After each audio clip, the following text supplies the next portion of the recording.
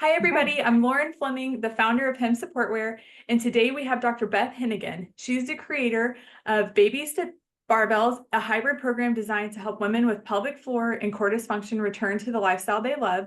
She's also a pelvic floor and orthopedic manual physical therapist who specializes in sport and performance training. She's a mom of two. Her personal experience with C-section and VBAC recovery, high-risk pregnancies, and a NICU stay inspired her to move beyond traditional care to better support women in all stages of pelvic health and wellness. We are so excited to have you with us today, Beth. Thank you for being here. Yeah, thank you for having me. I'd love to jump in and I know we got to hear a little bit about your background, but here in some more of your words, tell us a little more about your background and what inspired you to become a pelvic floor physical therapist. Yeah, so when I was pregnant with my oldest, I had placenta previa. So I was put on pelvic rest. That's where the placenta covers the cervix. So baby doesn't have a good exit without a lot of bleeding risks. So I went from being this person that was like running, weightlifting, like doing all the things, living it up in pregnancy to like, oh, what do I do now? Had an emergency C-section with a preemie, a NICU stay, like life turned on its head. And in the midst of dealing with everything that we needed to for taking care of our child, like my own health kind of got put on the back burner. And I just remember being so frustrated. Like, I'm a clinician, I know how to take care of postoperative cases, but to then feel like there was no guidance, there was no protocol, there was like just you're 6 weeks, your scar looks good, you can start doing some things again. I was like, I rock climb, I run, I jump, I lift. Where is the, progression? Right. Dealt with lots of pelvic pain postpartum after that C-section for a long time. It took me a good 18 months to get back to where I wanted to be. Mm-hmm. And then my second pregnancy was complicated in a totally different way. I was a lot more informed. I'd started doing more with pelvic floor. But I had pulmonary embolisms, blood clots in my lungs. My second pregnancy was like on bed rest essentially for a long time, like over 3 months. Mm-hmm. So I came out of that pregnancy feeling so weak and struggling a ton with prolapse symptoms. So just finding a whole new recovery ballgame compared to C-section. Right. And just really felt like overwhelmed with how constant symptoms were in the beginning and frustrated with wanting to progress for getting back to like a normal fitness level, but then feeling held back by those prolapse symptoms and not getting like a lot of good guidance again from going into the OB and them saying like, I don't see anything, but wasn't checked in a ton of positions. Like, Right. and again, like, okay, as a clinician, if I'm having to advocate this hard, what are patients dealing with?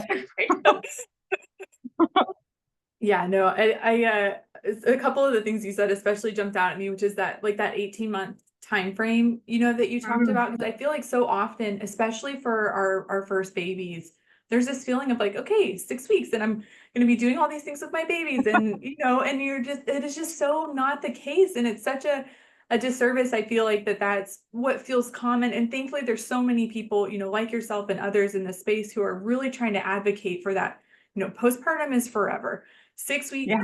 is just that first check-in. Like it is months, if not years, for you to, build the strength and do all these things. And so I think that's such an important part of this. And then, you'll have the one situation with your first, and then you go to a second, you're like, okay, I have this whole other, so I figured these things out. Now I've got all this new stuff. So it's definitely a constant learning curve. Oh, and the other thing was you talking about having to advocate so hard for yourself. I had a similar experience with my first where I felt like I had prolapse.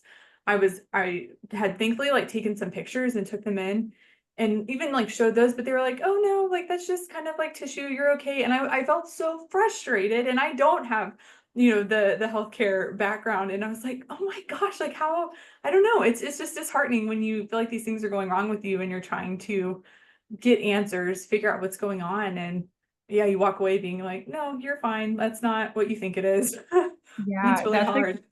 for sure. It's one of the things I noticed so much, like in the pelvic health world, like so many patients come in and like tell you their story and they're so used to not being believed or like not Yes. being heard that it's like they're so desperate for you to listen. And it's like, no, I get it. Like Yes. I've been there. Yeah, and it's nice to finally have somebody be like, oh yeah, no, this is exactly what's going on, and I hear you, and let's talk about options. It's like, Yeah. oh my gosh, yeah, you feel like you kind of have a renewed sense of working on these things because you get to start having real conversations about it. Well, thanks so Yeah. much for sharing all that. Can you tell us a little bit about what a typical day looks like for you?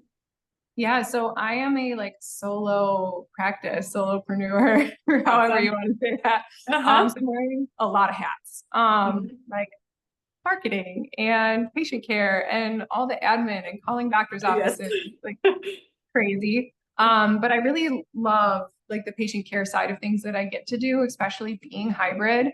So like my touch points with patients, like they come in, they get a whole hour with me, which is fantastic because it Yeah. actually gives the time to like hear their story, like break apart those little things that are giving them a hard time, like look at the whole body and the whole person.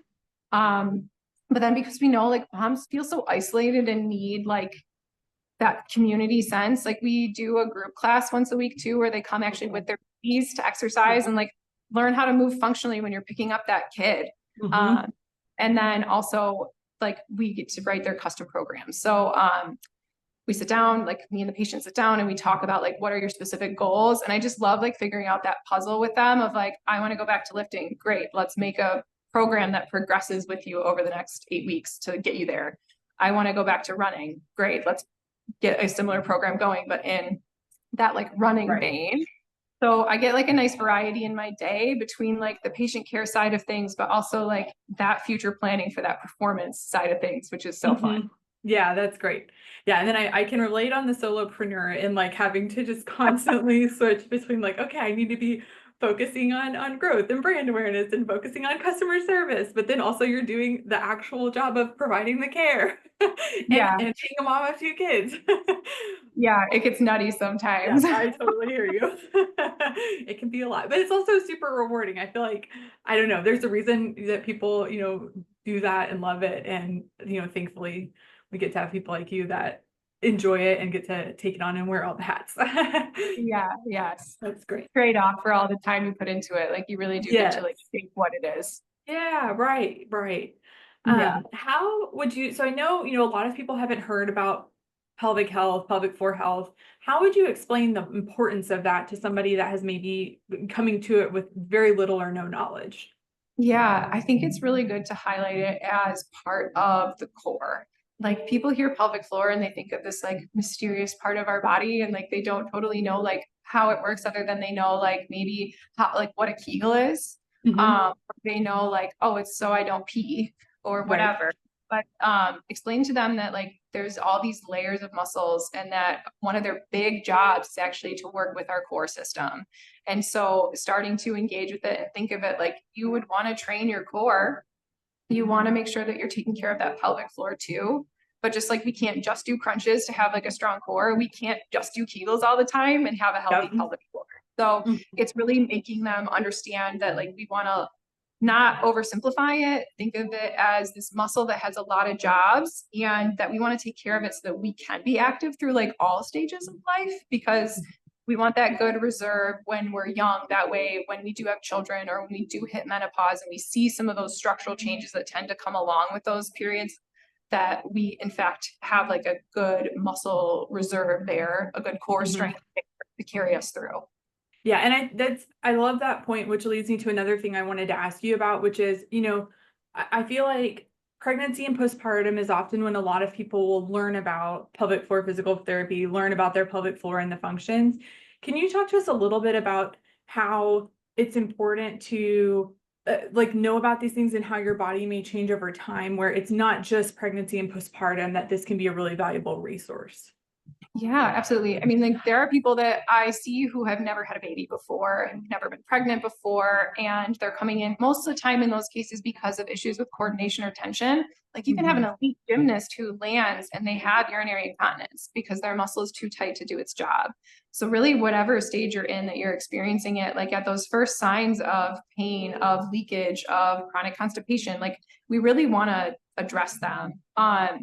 But when we have an injury postpartum, I think that it's usually because it was like we see the cause, like I had a baby and I Yeah. had tearing or I had a C-section and now I'm having this problem.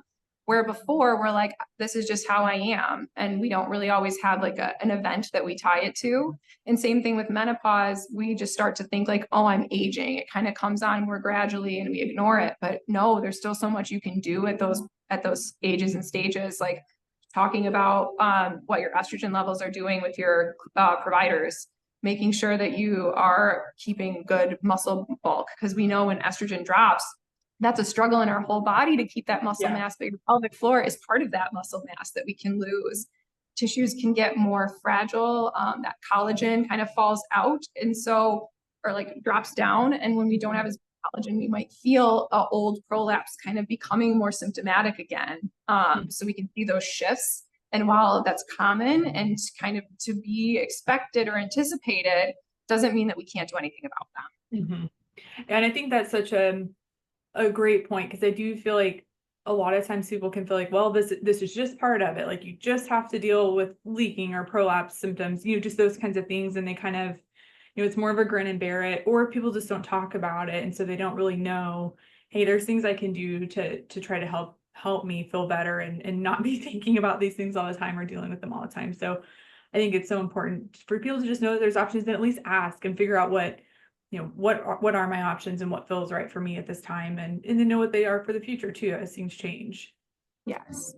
Great. What are some of the common misconceptions that you hear around this space? Oh, there's so many. We'll take the top couple.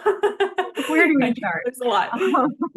I think that one of the big ones that I hear around like leaking is that people always kind of assume like, oh, if I'm leaking, or even if I have prolapse symptoms, like it must be because there's weakness. And so they go into this, like they're doing constant Kegels, they're sitting on the pelvic wave chair that's like forcing them to contract. Their thought is, I just need to make it stronger. But, a lot of the times there is a coordination problem where they think they're contracting, but they're actually bearing down. Mm-hmm. Or there's an issue with too much tension, and we actually need to lengthen that pelvic floor before we can strengthen it.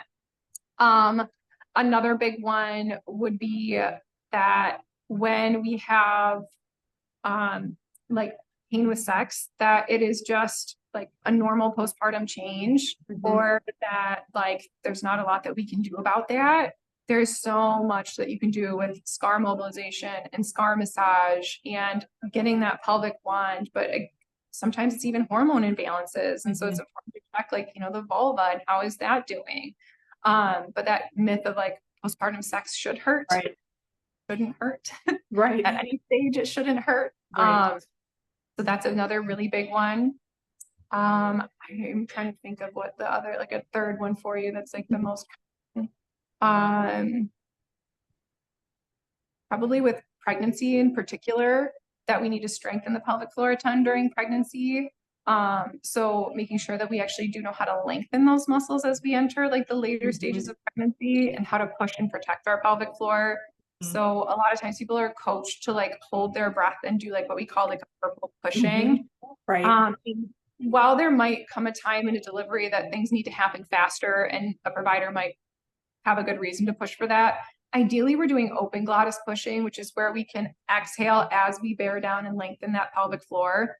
So a good push ideally is letting go of pelvic tension, exhaling and pushing down, so that air has two places to go, pressure has two places to go to prevent that excessive tearing or damage to those ligaments that can tie into prolapse.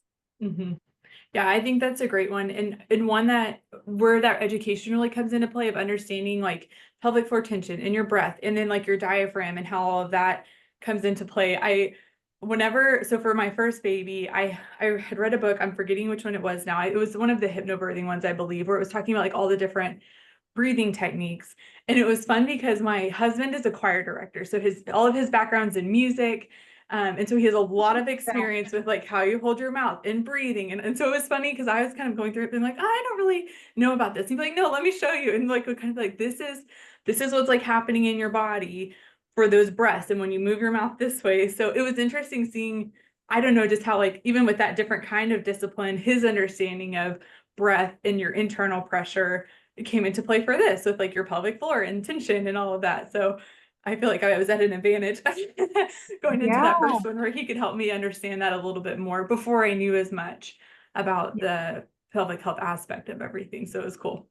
Yeah, I love when I have somebody who has like had some vocal training on the table because they are like such beautiful, like 360 diaphragmatic breathers. Right. And sometimes like when I'm trying to teach it and people aren't quite like getting it, especially on the exhale, I'll pull out a straw even and make them Yep. blow out a straw or a balloon to add a little resistance to make them recruit a little harder. Yeah, like I built a whole course on 360 breathing because it is such like an important piece that I feel like people need that like deeper dive in, because when you do look at the mechanics, you start to see Right. just how important like the way that we breathe, the way that we hold tension, like when we're stressed out, just like that, like Right. tension creeps up in your Yep. shoulders. Yeah, I'm like a fist clencher. So I'm like my husband's like, what's wrong? I'm like, what do you mean? He's like, you're clenching your fist. I'm like, okay. Yeah, so a Yeah, you lot of just us don't have even to- realize it. yeah, and you do the same thing in your pelvic floor and you don't realize it. So it's Right. like, Yeah, yeah. exactly. The glutes for me was another one. And talking with my PT where she's like, just notice how often throughout the day are you clenching your glutes and you don't realize it. And I was like, oh my gosh, all the time. Yeah, that was me after my VBAC. And I remember literally like standing at the sink and I would like stop Yep. everything that I was doing and literally just Yeah. like shake out the cheeks. Yep, exactly. And then continue Yeah, on. release them. Yep, no, it's interesting when you start to realize that stuff because then you're like, oh, I do this a lot. And Oh yeah, it makes a big difference. it does. Can you share a success story with us where you've worked with someone and they've had a positive outcome? Yeah. So one of my all-time favorite patients, I love her so much. She came in with really constant prolapse symptoms and she worked long shifts. So she was on her feet for like 12 Okay. hours a day. Towards the end of her shift, like that heaviness was really setting in. She was having a hard time picking up her little one. And before she had her baby, she was like lifting all the time, like in the squat rack, loaded up heavy, doing deadlifts, doing squats, like everything.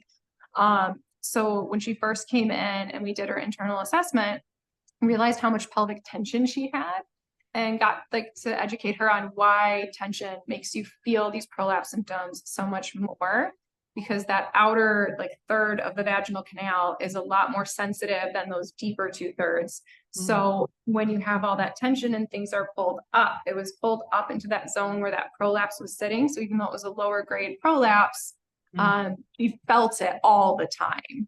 And very quickly we like worked on her breathing, got her pelvic wand, worked on her tension, and her day-to-day symptoms went away between that and giving her some support wear for during her shift. Yeah.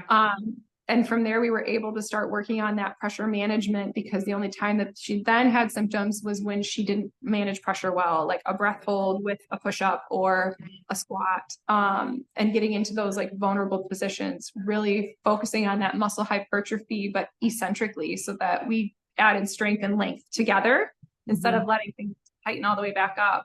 But by the end, she was back to running without symptoms. She was lifting like a good like 60 plus pounds without symptoms. Like things were really good for her. And that was just Well, and that's huge because I think it can really feel like a life sentence. I feel like when you first have prolapse, especially the first time, because you're just like, am I always going to be like this? I know for me personally, I was like, can I even have other kids? Like, I just had no idea what it meant for me. And especially at first, trying to learn about it and get help. So I think stories like that are so like inspiring and can help provide hope for so many people to realize like, hey, how you feel right now may not be how you feel a year from now, 5 years from now, 10 years from now. And it is a long journey and it's, it's a roller coaster for sure. But I love hearing stories like that because I think it just helps put more information out there that the way that you feel now is not like how you always have to feel. And I think that that's so important in this space. It is. And I think just giving people back some like sense of control too was Yes. really important for her early on. Like we talked about like relief positions, and for her, for it being tension, a lot of it was actually like breathing work and wand work too. But we talked about like, hey, yours is mostly a cystocele. So like the legs up the wall trick might not work as well for you as getting into like puppy pose with like a wedge. Right. And for her to even just like have it in her head, like, oh, I'm feeling more symptoms right now. It's not that my prolapse grade has gotten worse. It's that I probably have more tension, or I did that exercise wrong.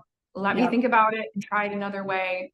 There was no longer that like impending like panic and like dread about those symptoms. It was like oh, I did this and I can do this about it. Mm-hmm. Yeah, I feel like that's such an empowering part of all of this, is that knowledge is power and you have choices and can help start to Yeah. control things when things begin to feel so out of control. Yeah. It's very helpful. Yes. Great. So I know, of course, pelvic floor health can vary from person to person, but is there something that, if you were talking to a general population, as far as, what you could do today to help protect your pelvic floor and improve pelvic floor health, is there something that you would tell them? Yeah, I think that one of the best things that like any of us can do, like if we're feeling like our pelvic floor is off, even just investing in getting an evaluation to really understand like what is it that you are doing? Like, is it a problem with coordination? Are you able to contract correctly? Is your strength good? Is your mobility good? Um, but in general, for us, like aging successfully, like how we breathe and the timing of that breathing and having good strength programming are so vital to carry us through like a whole lifespan, staying healthy, having adequate muscle mass to do the job. But like we talked about earlier, like that diaphragmatic breathing and that 360 breathing, that is such like an important base coordination skill that we all could really invest time and effort in. Yes. And it carries over into like good core strength, better parasympathetic nervous system to keep us calm, keep us relaxed, not let us be in that like clenched and fight or flight mode all the time. Yeah, that's so good. Thank you. One of the other things I definitely wanted to ask you about was talking about, if you have prolapse or other pelvic floor disorders, talking about how, like, what's in your control and what's out of your control, as far as like what can lead you to doing that. I know a lot of times people, they'll look back and they'll be like, oh, I should have done this differently. I should have done this differently. If I had only done this, maybe I wouldn't be in this situation. Can you talk a little bit more about that topic? Yeah, so I think that there are some things that are completely out of our control, and it's good to kind of know about them ahead of time to remove some of that like blame game that we can all play, right? So if you're somebody who knows that you have an issue with collagen, so maybe you have like Ehlers-Danlos, and like a diagnosis, going in, but maybe just in general, that you're kind of a hypermobile person, your joints are like double jointed, you feel kind of floppy. You might be somebody at a higher risk of prolapse just because your collagen is a little more stretchy than the average person. So that's not really in our control. If something in birth takes a turn, that requires instrumentation. So a forceps delivery in particular, and just having an avulsion tear in general, which is where the muscle pulls away from the bone with a tear, that increases our risk of prolapse exponentially. We know that forceps are responsible for some of those tears. But again, if your birth takes that turn, that's not your fault. It's something that happens, right? The things that are more in our control is how we breathe while we push and deliver, how we breathe and how we use our bowel habits on the toilet, like, because that constant straining, especially during pregnancy, when things are loosey-goosey or postpartum, we want to take good care of that. Making sure that we are very like early on reconnecting to that pelvic floor and addressing any tension that might be there, addressing any coordination issues that might be there. But so many things, like even if we're going into a second delivery, like you talked about, like you don't know if you can have like another sometimes when this has happened, like something that might be in your control is, do I want to have another vaginal delivery or do I want to have an elective C-section? People have like very strong opinions on those. Yeah. Like I know as somebody who had a C-section first, I was like, please not another C-section. But when your story is the opposite and you're dealing with a large prolapse that you just got under control or a high grade prolapse that you just got under control, the thought of going back, sometimes a C-section is the right choice for our mental health. Mm-hmm. So there are just some things that, are like deeply personal choices. But I think the other thing that can be really good in our control is using the support garments. So in your pregnancy, as you start to feel that heaviness at the end, wearing a garment that has the gusset support to like let that pelvic floor have a little less stress on it. Right. And in those early days postpartum, when there's all that swelling and all of that like vulnerability from tissues having stretched and opened, give them support instead of just wearing like an abdominal binder where we send all that pressure down. Give them both some help and hold everybody together. Yeah, those are great tips. Thank you so much. Yeah. Another thing I wanted to touch on is, I feel like a lot of times people who are going through this, particular women, new moms, it can feel like it's all on you, to take care of it all and figure out what's going on. What are your thoughts on how partners can be supportive for somebody that's going through a diagnosis or symptomatic prolapse or something comparable? Yeah, I think that unfortunately, like there's still a lot of like disproportionate load, especially in those like early newborn days, especially if you're nursing, because like you feel like you can't be away from baby for very long. Mhm. But making sure that like partners and those around you like provide the support and like the physical like time and space that you need to go to get the care that you need. Making sure that they are like also getting an understanding and able to help you advocate, because when you're so overwhelmed, maybe you put yourself on the back burner. So maybe going with them to the appointment where they feel like they're not being heard and being able to say like, this is significantly impacting her life or our lives. Like this is something we feel strongly about. Being, if there's like some issues with scar mobility, maybe even coming to an appointment and learning how to help mobilize that Yeah. scar. And when it comes to like intimacy again, like knowing that intimacy can come in a lot of forms, and that just because you got a clearance at 6 weeks, they're just telling you that you're not going to pass an infection to somebody, right? It's not like Right. we're ready. Yeah. Like she Yeah. might be touched out, so she might need the emotional and physical support just to have time to herself to feel willing to connect again. But also like warm-ups become more important, including stretching and giving that actual time for healing, because we know that at 6 weeks, especially if somebody's had a tear or some changes in their pelvic floor, that it's probably not going to be a very exciting or pleasant experience for them right off the bat. So we want to Right. give them that space to jump into it feeling good when they are in fact ready. Right. I think that's a great one too, especially because I feel like, number one, your body changes so much during, if we're thinking just in the realm of pregnancy. And then like you're already recovering for that and trying to be like, who am I anymore? And then you add Yeah. these other things on top of it that you did not plan for. And sometimes I think it can be hard for partners to have that understanding of like, I don't even feel like myself. My body is not what it was. And I have this kind of condition, on top of it. And you're just like, I think that can be hard for people to empathize with sometimes. So I think having those tips that you laid out is really great because you don't have to navigate it all alone. And there are ways that your partner can help support you and make it just even better for you and make you feel like, yeah, you're not just this solo person of one trying to help improve yourself while taking care of others. So I think it's so important to get that out there and help get it on people's radars. Yeah, for sure. Amazing. Let's see. I think we covered all the main points. Is there anything else that you'd want to touch on before we wrap up? I think we covered a I know lot. we've covered so much ground, which has been great. I really appreciate your time, and Yeah, talking with me today and just highlighting, all of these important things that I think we can only, talk more about. So I really appreciate it. yeah, it was great. Thanks for having me again. Yeah, thanks so much. Yeah, thank you.